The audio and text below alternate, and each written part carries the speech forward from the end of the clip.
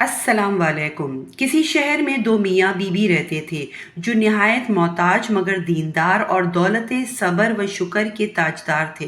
ہر حال میں شکر خدا بجا لاتے۔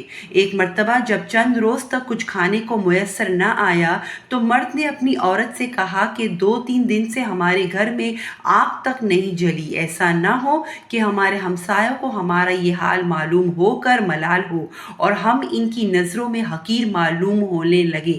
لہٰذا مناسب معلوم ہوتا ہے کہ تم تندور میں آگ جلا دو تاکہ ہمسایوں کی یہ بدگمانی دور ہو جائے۔ یہ سن کر اس نیک سیرت بیوی نے ایسا ہی کیا۔ تندور سے دھواں اٹھتا دیکھ کر کوئی پڑوسن آگ لینے آئی، دیکھتی کیا ہے کہ سارا تندور روٹیوں سے بھرپور ہے۔ یہ دیکھ کر اس نے اس نیک سیرت بیوی سے کہا کہ تندور میں روٹی لگا کر ایسی بے خبر ہو گئی کہ پھر خبر بھی نہ لی۔ یہ سن کر گھر والی عورت نے جا کر دیکھا تو واقعتاً قدرت خداوندی کا عجیب تماشا نظر آیا اور تندور کو روٹیوں سے لبریز پایا، جن کو نکال کر شوہر کے سامنے لا رکھا، اور وہ خود حیرت میں پڑ گئی کہ یہ کیا ماجرا ہے۔ یہ دیکھ کر اس کے شوہر نے بتایا کہ اس میں حیرت اور تعجب کی کیا بات ہے، وہ قادر مطلق تو اس سے بھی زیادہ ہزاروں قدرتیں رکھتا ہے۔ پھر سب گھر والوں نے خوب شکم سیر ہو کر روٹیاں کھائی اور خدا کا شکر ادا کیا۔ اب عورت نے قرینے سے پہچانا کہ میرا شوہر صاحب قرابت ہے اور یہ سب کچھ اس کی قوت ایمانی کا ظہور ہے۔ کہنے لگی، جناب باری میں کوئی ایسی دعا کرو کہ وہ ہم کو کوئی ایسی چیز عنایت فرما دے جس سے دنیا کے روز روز کے فکر دور ہو جائیں اور فارغ بالی کے ساتھ ہم دن رات خدا کی عبادت میں لگے رہیں۔ شوہر نے کہا کہ وہ ہمارے سب حال سے واقف ہے اور جو اس کے نزدیک بہتر ہوتا ہے اپنے بندوں کے ساتھ وہی کرتا ہے، اس میں عرض معروض کی کیا حاجت ہے۔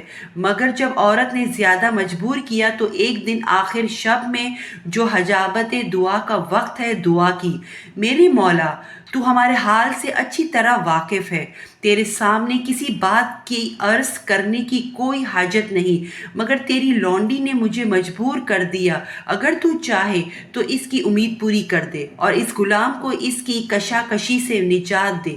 چنانچہ اس کی دعا پر ایک طاق سے کوئی ہاتھ باہر نکلا جس میں ایسا روشن جوہر تھا جس سے تمام گھر روشن ہو گیا۔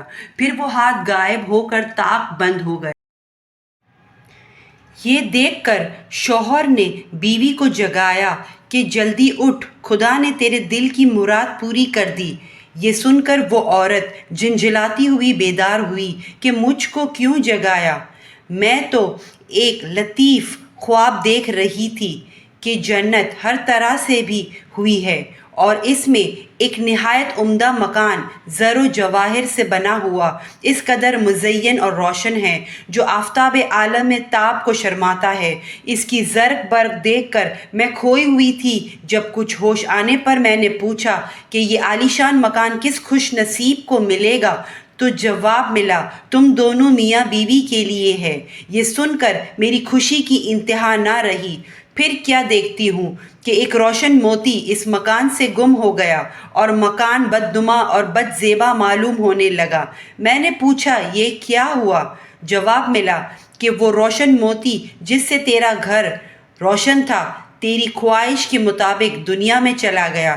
جس قدر تو دنیا میں راحت و آرام اور رونق و آسودگی چاہے گی، اسی قدر یہاں کی راحتوں میں کمی آ جائے گی۔ یہ سن کر میں بدحواس ہو گئی اور دنیا کی لذت و آرام سے بے نیاز۔ میں اس کشمکش میں تھی کہ تم نے مجھے جگا دیا، لہٰذا بارگاہ خداوندی میں پھر دعا کیجیے کہ یہ روشن موتی جہاں سے گم ہوا ہے پھر اپنے مقام پر چلا جائے، کیونکہ دنیا کی راحت و بے ثباتی باقی مکان کو ناقص بنا دینا سخت حماقت ہے۔ چنانچہ اس کے شوہر نے پھر کمال و گریبانزاری سے عرض کیا کہ خداوند تو بڑا رحیم و حکیم ہے، تو نے اپنی لونڈی کو جنت کی لذتوں کا مزہ چکھا کر دنیاوی لذتوں کا چھڑا دیا اور اس طرح ایک مخالف کو موافق بنا دیا۔ میں تیری اس عنایت کا کس زبان و دل سے شکر ادا کر سکتا ہوں؟ تو اچانک اس طاق سے پھر ایک ہاتھ ظاہر ہوا اور اس روشن جوہر کو لے جا کر اس کے مقام پر پہنچا دیا۔ سبحان اللہ! حاصل اللہ کی کیا عجیب قدرت ہے کہ اپنے فرما بردار بندوں کو دنیا ہی میں جنت کے دیدار سے مشرف فرما دیتے ہیں۔ اللہ تعالی ہم سب کو اس واقعے سے سبق حاصل کر کے آخرت کی تیاری کرنے کی توفیق عطا فرمائیں، آمین یا رب العالمین۔ اگر یہ کہانی آپ کو پسند آئی ہے تو میرے چینل کو سبسکرائب اور شیئر کریں، شکریہ۔